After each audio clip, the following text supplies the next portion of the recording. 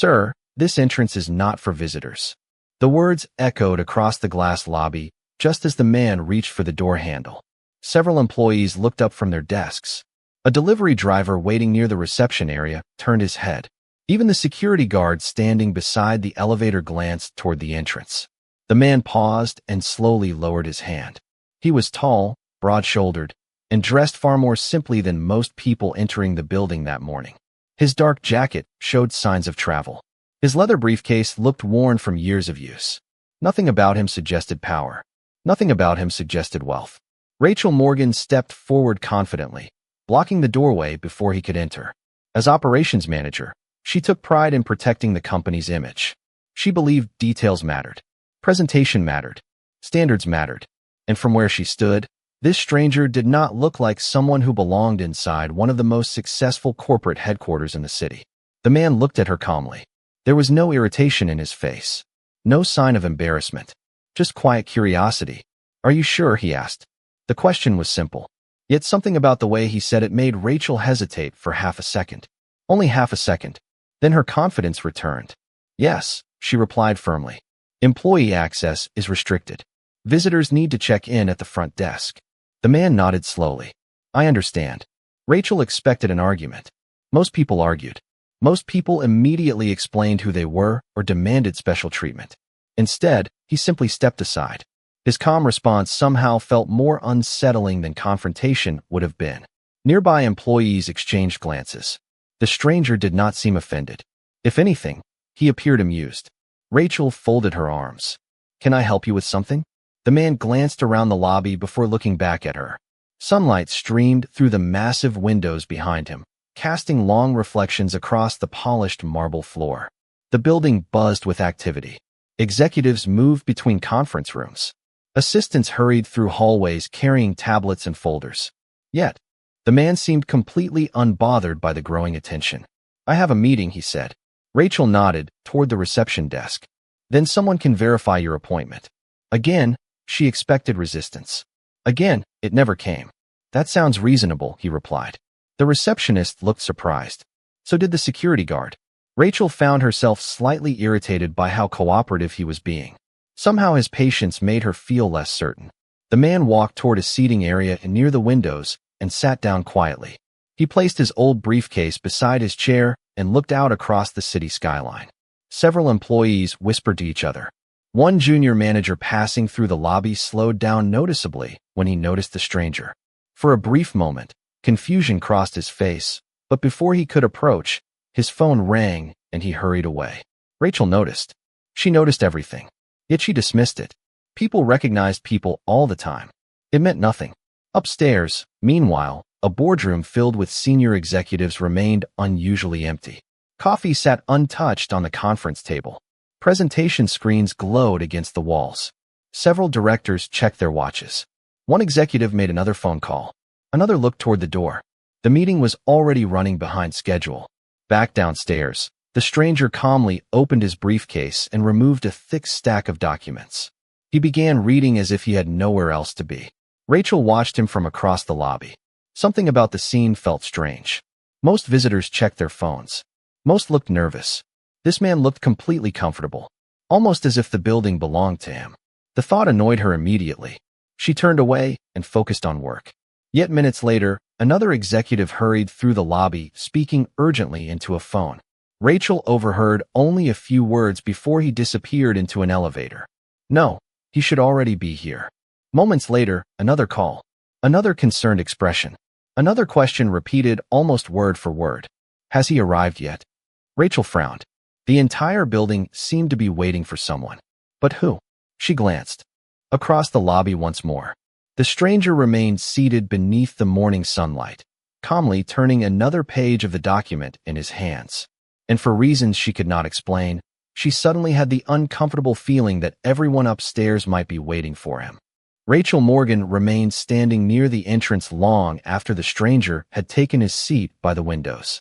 She tried returning her attention to the morning reports on her tablet, but her concentration kept slipping. Across the lobby, the man sat with remarkable patience, occasionally turning a page in the thick document resting on his lap. He did not check his phone. He did not complain. He did not walk to the reception desk demanding answers. He simply waited. The unusual calmness bothered her more than she wanted to admit. Most visitors became restless after only a few minutes. This man looked as though he had all day. Around him, the headquarters continued operating at full speed. Employees crossed the lobby carrying coffee cups and presentation folders. Elevators opened and closed every few minutes. Large digital screens displayed company announcements and quarterly performance numbers. Yet beneath the normal activity, an undercurrent of tension was beginning to spread through the building. Upstairs, the executive conference room remained occupied but inactive. Several senior directors sat around a long polished table reviewing notes while repeatedly glancing toward the clock mounted on the wall. One vice president stood near the windows speaking quietly into his phone. Another refreshed his email every few seconds. Nobody seemed willing to start the meeting. Rachel noticed the unusual behavior through internal messages appearing on her tablet. Delayed. Waiting. Hold for arrival. The wording appeared again and again. She frowned. Whoever they were waiting for clearly mattered. A few minutes later, a young analyst hurried through the lobby carrying a stack of reports. The moment he noticed the man seated near the windows, he slowed dramatically. Confusion appeared across his face. He looked toward the elevators, then back toward the stranger, then continued walking. Rachel intercepted him before he disappeared. "Everything okay?" she asked. The analyst hesitated. "Yes, I think so. You think so?" He glanced back over his shoulder. That gentleman looked familiar. Rachel folded her arms. "Do you know him?" The analyst shook his head. "Not personally." Then he hurried away before she could ask another question. Rachel looked toward the waiting area again.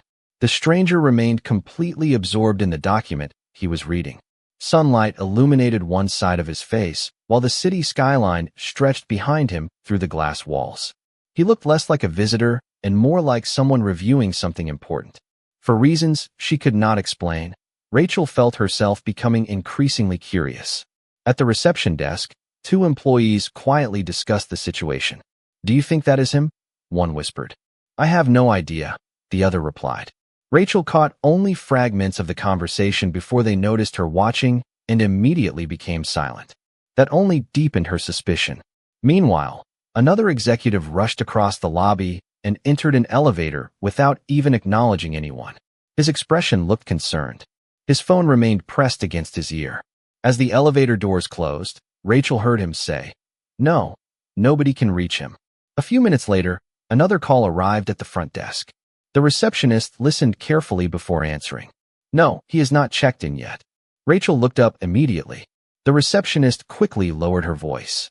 Something was definitely happening. Across the room, the stranger calmly closed the document and placed it back inside his worn briefcase. Then he stood and walked toward a large display showcasing the company's mission statement. Several employees nearby instinctively moved out of his way, though none seemed to realize they were doing it. He studied the display for a moment. Respect, integrity, accountability.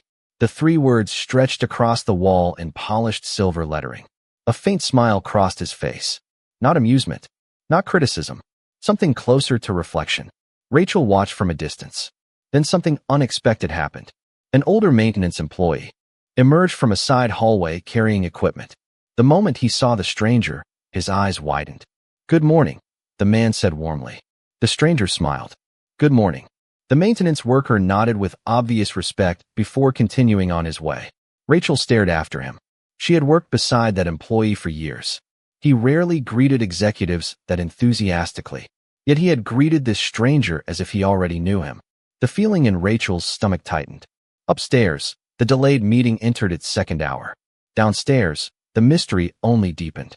And standing in the center of the lobby, looking up at the company's mission statement, the stranger seemed completely unaware that half the building was beginning to wonder exactly who he was. By mid-morning, the atmosphere inside the headquarters had changed completely. What began as a routine delay was slowly becoming a problem nobody seemed willing to explain. Emails continued arriving. Phones continued ringing. Executives continued checking their watches. Yet the most important meeting of the quarter remained frozen in place. Rachel Morgan stood near the reception area reviewing updates on her tablet, but her attention kept drifting toward the stranger in the lobby. He had returned to the seating area beside the windows and was once again reading through the thick stack of documents from his briefcase. Every movement appeared deliberate. Every expression remained calm. Nothing about him suggested concern. That alone made him unusual. Most visitors became anxious when schedules changed. Most executives became frustrated when meetings ran late. This man seemed completely unaffected by either. Across the building, people were beginning to notice. A group of department managers exited an elevator and immediately scanned the lobby before continuing toward a conference room. One of them paused briefly when he noticed the stranger. The manager opened his mouth as if preparing to say something, then suddenly stopped and kept walking. Rachel noticed. Again, it was happening too often to ignore. The stranger seemed familiar to people throughout the company, yet nobody approached him directly. Meanwhile, the delay upstairs was becoming impossible to hide. Through internal communication channels, urgent messages continued circulating among senior leadership. Several directors had already postponed other appointments. Financial analysts waited with presentation materials prepared. Legal advisors remained on standby. Yet nobody seemed willing to begin without one specific person. Rachel finally approached the receptionist. "Do you know what is going on?" she asked quietly. The receptionist hesitated. "Not exactly. That is not exactly an answer." The receptionist lowered her voice further. "I only know the executive team keeps asking whether someone has arrived." Rachel glanced toward the seating area. "Do they say who?" No, the uncertainty only deepened her frustration. Across the lobby, the stranger closed another document and looked out through the massive windows overlooking the city. Sunlight reflected across nearby glass surfaces, creating bright patterns that shifted across the floor. He appeared thoughtful, reflective, almost as if he were evaluating something larger than the building itself. A few minutes later, another unusual moment occurred. The company's chief legal officer emerged from an elevator while speaking into a phone. He looked stressed. His pace was quick. His expression was serious. Then his eyes landed on the stranger. Instantly, he stopped walking. For a brief moment, genuine surprise crossed his face. The legal officer ended the call without another word. Rachel watched closely. Surely now someone would explain what was happening. Instead, the executive simply nodded respectfully toward the stranger. The stranger returned the nod. Nothing else happened. The legal officer then turned around and disappeared back into the elevator. Rachel stared after him in disbelief. Even the receptionist looked confused. The stranger, meanwhile, seemed entirely unconcerned by the interaction. He calmly returned to reading. Several employees had now begun whispering openly. The mystery was becoming impossible to ignore. "Who is he?" one assistant quietly asked another. "I do not know," came the reply. "But everyone important seems to recognize him." Rachel heard the exchange and felt a small knot tighten in her stomach. For the first time all morning, doubt began pushing against her certainty. She replayed the conversation at the door. His calm voice. His confidence. The simple question he had asked. "Are you sure?" The memory felt different now. Less like a challenge. More like a warning she had failed to understand. Upstairs, tension finally reached a breaking point. A message appeared simultaneously on multiple executive devices. Several senior leaders immediately left the conference room. Elevators began moving. Doors opened across multiple floors. People who rarely appeared in public areas suddenly started heading toward the lobby. Rachel noticed the shift immediately. So did everyone else. Something important was about to happen. Yet the most remarkable detail remained unchanged. At the center of the growing uncertainty sat the stranger with the worn briefcase, quietly reviewing a thick contract as though the entire building were not slowly rearranging itself around his arrival. The lobby no longer felt like a lobby. It felt like the center of a mystery that was slowly unfolding in front of hundreds of people. Employees who normally rushed between meetings had started finding reasons to linger nearby. Receptionists checked their screens less often and glanced toward the waiting area more frequently. Even the security guard near the elevators seemed unusually attentive. At the center of it all sat the stranger with the worn briefcase, quietly reviewing documents while an entire corporate headquarters appeared to be adjusting itself around his presence. Rachel Morgan stood near the reception desk pretending to review operational reports, but she had stopped reading several minutes earlier. Her eyes kept returning to the same question. Who was he? The answer seemed close enough to touch, yet nobody would say it. Across the lobby, the stranger carefully closed another folder and placed it back into his briefcase. For the first time that morning, Rachel noticed the cover page. A contract. Thick, detailed, filled with legal attachments. Even from a distance, it looked important. The man glanced briefly at his watch before returning his attention to the city skyline beyond the windows. He looked patient, comfortable, as though delays meant nothing to him. Then the elevators opened. 3 senior executives stepped into the lobby. Conversations immediately quieted. These were not ordinary managers. These were leaders who rarely left the executive floor during major meetings. Yet all 3 scanned the room the moment they arrived. Rachel watched carefully. The executives spotted the stranger almost instantly. Their expressions changed. Not surprise. Relief. One of them even smiled. Rachel felt a strange chill run through her stomach. Before she could process what she was seeing, the executives approached the seating area. The stranger stood politely as they arrived. The group exchanged a few quiet words Rachel could not hear. Then something unexpected happened. The executives nodded respectfully before returning upstairs. Respectfully. Rachel blinked. She knew those people. She had worked beside them for years. They did not behave that way toward ordinary visitors. Nearby employees noticed it too. Whispering spread through the lobby. The uncertainty was growing stronger by the minute. Rachel finally walked toward the stranger. She had spent too much of the morning watching events happen around her. She needed answers. The man looked up as she approached. Once again, his expression remained calm. "Is there something I can help you with?" she asked. The question sounded professional. Yet even she could hear the curiosity beneath it. The man smiled slightly. "I think everything is moving exactly as it should." Rachel frowned. "You seem very confident about that." "Should I not be?" The answer caught her off guard. Not because it sounded arrogant. Because it sounded sincere. He genuinely seemed to believe it. Rachel looked toward the elevators. "A lot of important people seem interested in your arrival." "Do they?" he asked. "You have not noticed?" His smile widened slightly. "I try not to assume what other people are thinking." The response felt strangely familiar. It carried the same quiet wisdom she had sensed earlier. Rachel found herself becoming defensive without fully understanding why. Most visitors would probably be concerned after waiting this long. Most visitors are probably here for different reasons. Rachel crossed her arms. "And what reason are you here for?" For the first time all morning, the stranger paused before answering. He looked down at the briefcase resting beside his chair. Then he looked back at her. To make a decision. Rachel glanced toward the thick contract. A decision about what? The man considered the question. About what kind of company this should be. The words landed with unexpected weight. Before Rachel could respond, movement near the elevators drew everyone's attention. Several additional executives emerged. More than before. Department heads, senior directors, members of the legal team, people whose calendars were normally impossible to access. The entire lobby seemed to stop moving. Phones lowered. Conversations ended. Eyes turned toward the growing group. Rachel followed their gaze. Every single one of them was walking toward the stranger. And for the first time since that morning began, she started wondering whether stopping him at the door had been the biggest mistake of her career. The moment the group of senior executives entered the lobby, the atmosphere changed in a way Rachel Morgan had never experienced before. It was not loud. Nobody raised their voice. Nobody made an announcement. Yet every person in the building seemed to sense that something significant was about to happen. Employees stopped walking. Conversations faded.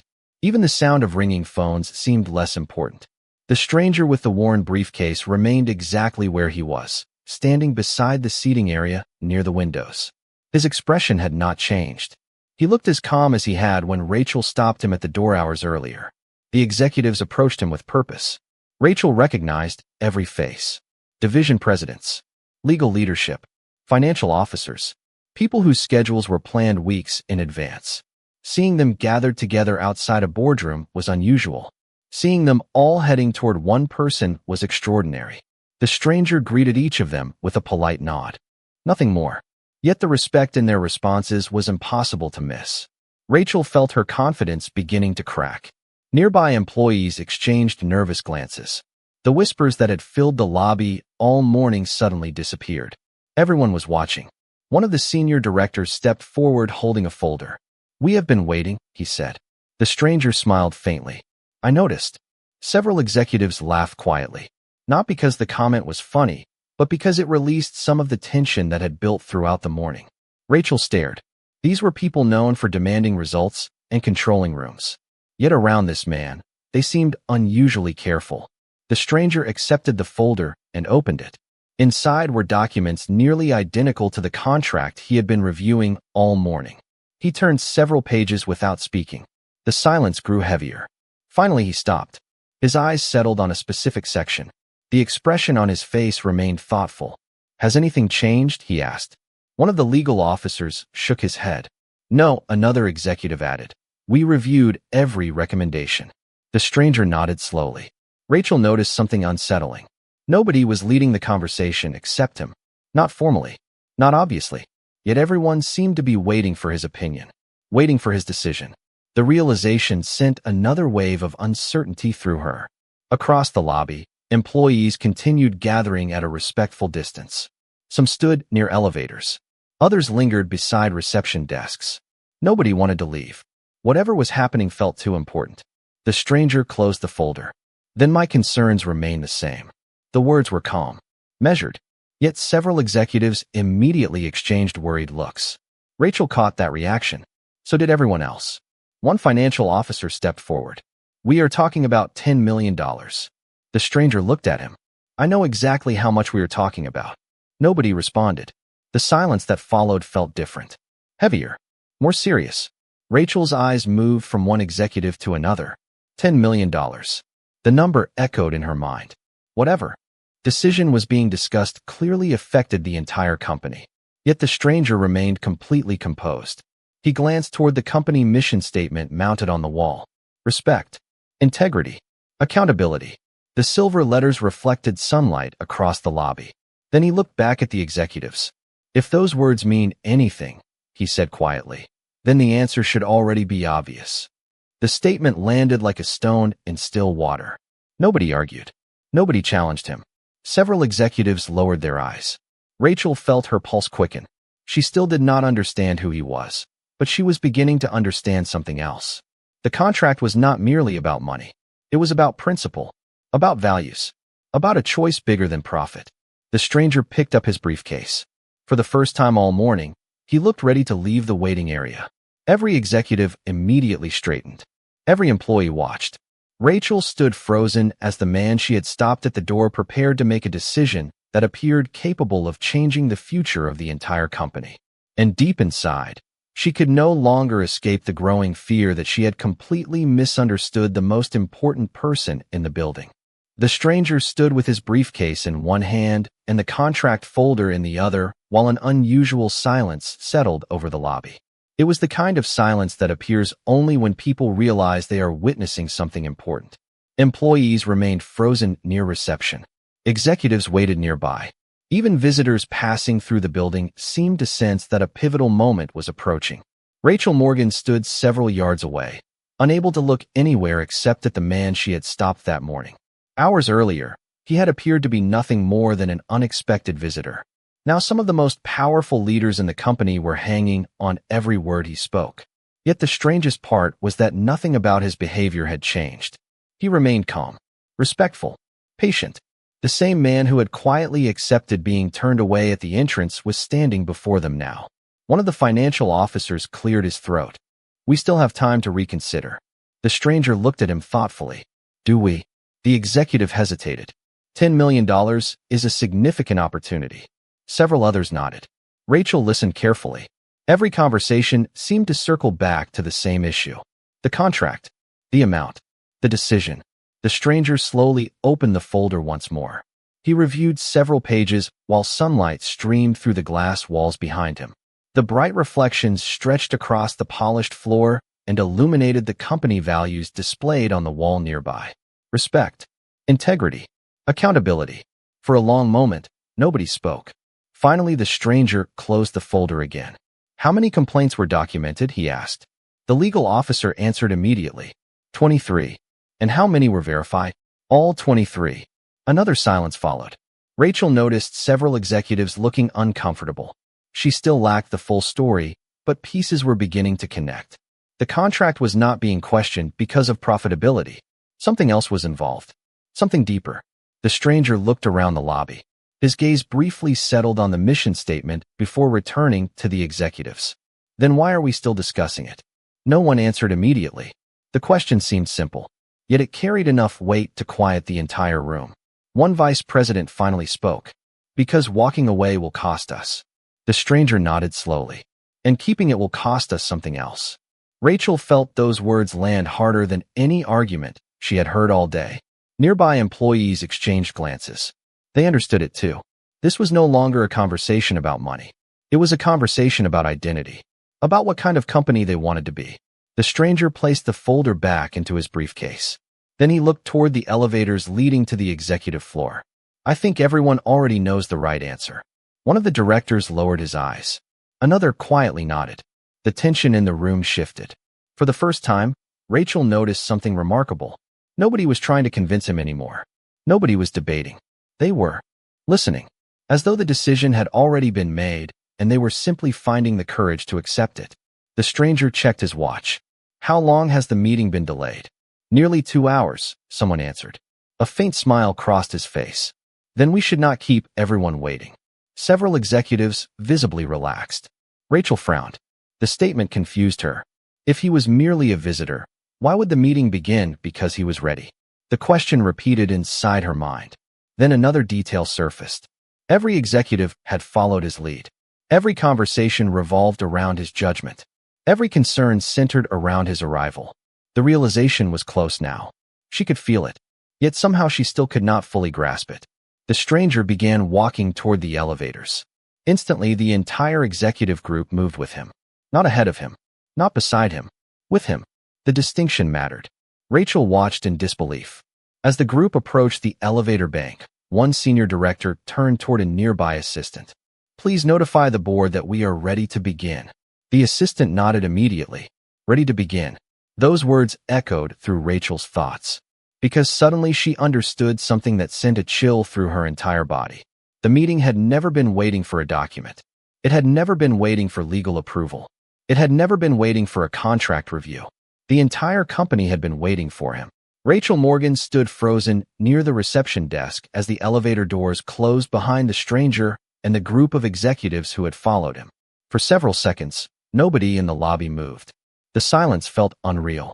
Employees looked at one another as if waiting for someone to explain what had just happened. No explanation came. Then the whispers started. Quiet at first, then louder. Questions moved through the crowd like waves. Who was he? Why had the board delayed an entire meeting for one person? Why did every senior leader treat him with such respect? Rachel felt her pulse pounding. The answer was close now. She could feel it. Yet part of her was afraid to hear it. Minutes later, her tablet vibrated. A company-wide notification appeared across internal systems. Meeting update. Executive board session, now in progress. Rachel opened the message automatically. The first line stole the air from her lungs. Executive board review led by Chief Executive Officer Malcolm Carter. She stared at the screen. Then she read it again. Malcolm Carter, Chief Executive Officer. The words refused to make sense. Her eyes moved back to the elevators. The man she had stopped at the entrance. The man she had asked to wait. The man she had treated like an outsider. He was not a visitor. He was not a contractor. He was not a prospective client. He was the CEO. Several nearby employees received the same notification. Audible gasps spread through the lobby. One receptionist covered her mouth. A young analyst looked genuinely stunned. Even the security guard slowly shook his head. Rachel felt heat rise into her face. Every moment from that morning replayed in painful detail. Sir, this entrance is not for visitors. Employee access is restricted. Visitors need to check in at the front desk. She remembered the way Malcolm had responded. No anger. No arrogance. No attempt to reveal who he was. Just patience. Across the building, another message appeared. This one summarized the purpose of the executive session. Rachel opened it immediately. Her eyes moved through the document, then stopped. The contract. The $10 million agreement. The deal that had dominated executive discussions for weeks. Malcolm Carter was recommending its immediate termination. Not because of financial concerns. Not because of performance issues. Because an investigation had confirmed repeated discriminatory treatment toward employees at the partner organization. 23 complaints.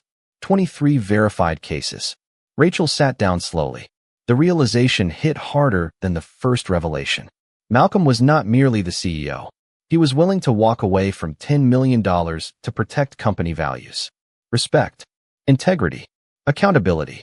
The same words displayed on the wall downstairs. Suddenly his comment from earlier made perfect sense. If those words mean anything, then the answer should already be obvious. He had not been speaking like a visitor. He had been speaking like the person ultimately responsible for the company's future. Upstairs, inside the executive boardroom, Malcolm sat at the head of a long conference table. Floor-to-ceiling windows overlooked the city below. Directors, legal advisors, and senior executives filled every seat. The contract rested in front of him. So did the investigation report. Malcolm looked around the room. Profit matters, he said calmly.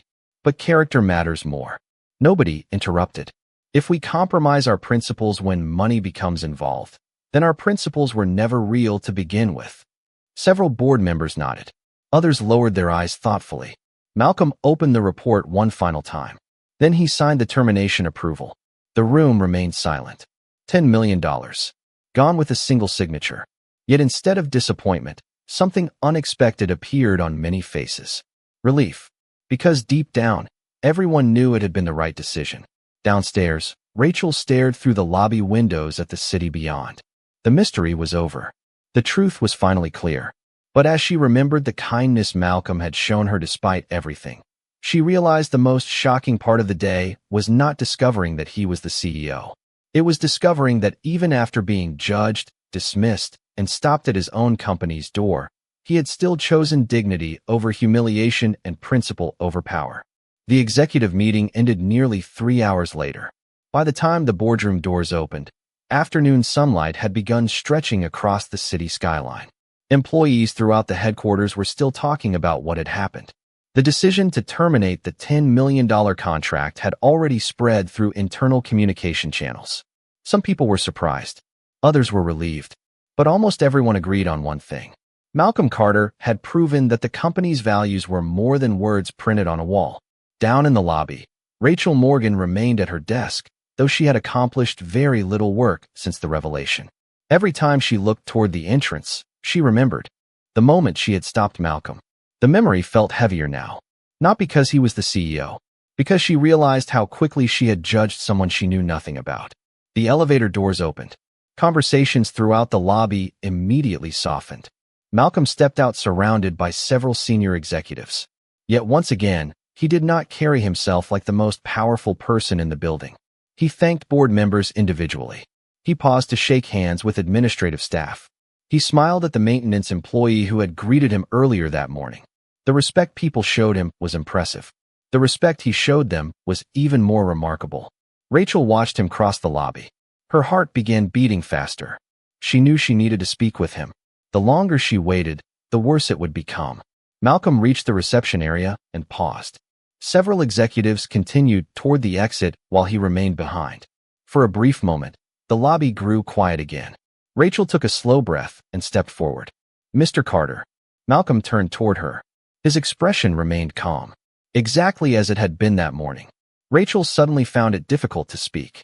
She had rehearsed several versions of an apology in her head, yet none felt adequate. I owe you an apology, she finally said.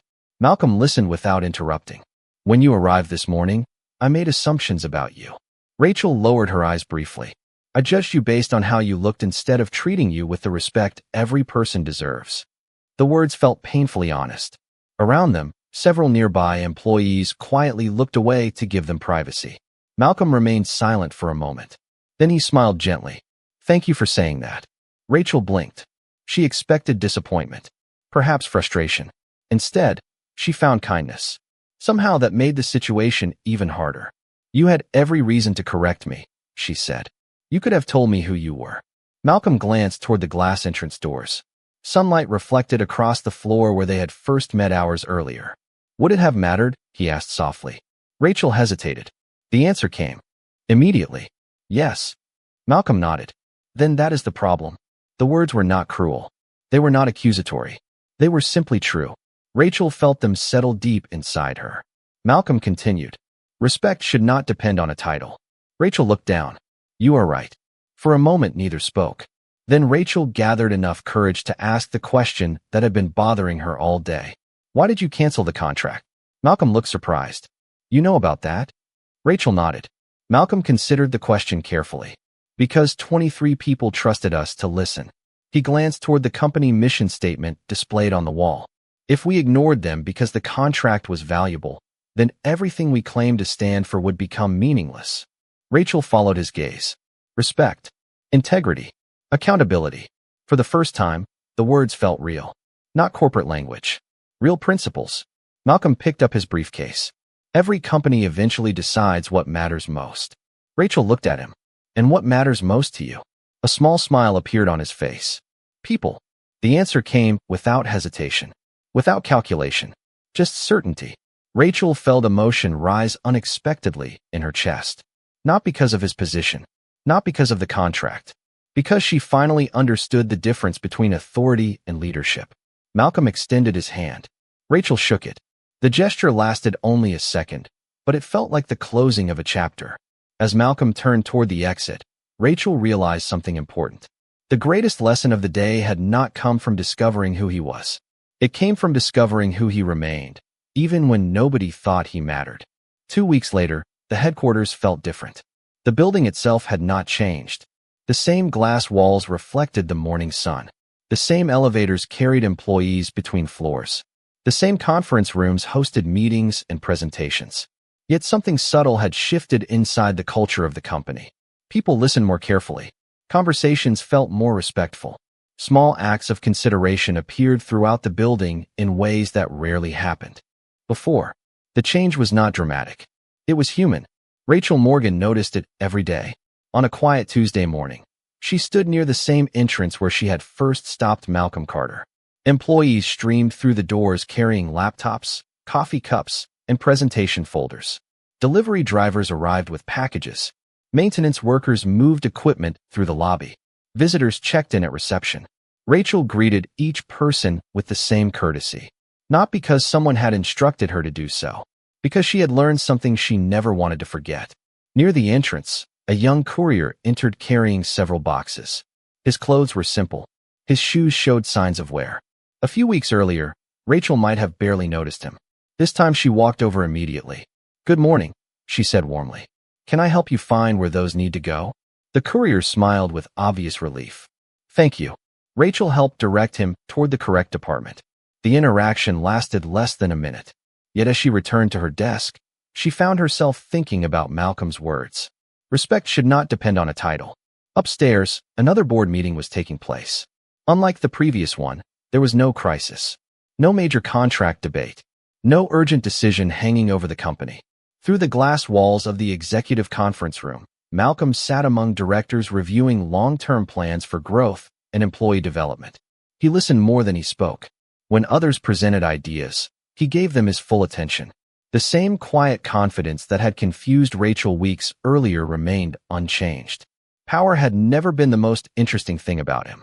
Character was. Later that afternoon, Malcolm left the boardroom and walked through the lobby on his way out of the building. Several employees greeted him by name. He greeted each of them back. Receptionists, analysts, security staff, maintenance workers. Every interaction felt genuine. Rachel watched from a distance and smiled. He had not changed after the events of that morning. He remained exactly who he had always been. That realization carried its own lesson. Character is easiest when circumstances are favorable. True character appears when circumstances are not. As Malcolm approached the entrance, he noticed Rachel helping an elderly visitor locate a meeting room. The conversation was simple, polite, respectful. After the visitor walked away, Rachel turned and saw him standing nearby. Their eyes met briefly. Neither mentioned the morning that had brought them together. They no longer needed to. Malcolm simply smiled. Rachel smiled back. It was enough. Outside, late afternoon sunlight illuminated the city streets beyond the glass doors. Employees began leaving for the day. The lobby slowly emptied. The pace of the building softened. Malcolm stepped through the entrance and paused for a moment on the sidewalk. Behind him, the company continued moving forward. Ahead of him, the city stretched beneath a sky painted with shades of gold and blue. He adjusted the strap of his worn briefcase and started walking. Through the glass, Rachel watched him disappear into the crowd. Not as the CEO, not as the man who canceled a $10 million contract, not as the most powerful person in the company, but as a person whose actions had quietly reminded an entire organization what its values were supposed to mean. The sunlight reflected across the lobby floor exactly where their story had begun. The doors opened. The doors closed. People came and went. Yet the lesson remained. Every person has a story. Every person deserves dignity. And sometimes the strongest kind of leadership is not found in authority at all. It is found in the simple choice to treat others with respect long before you know who they are.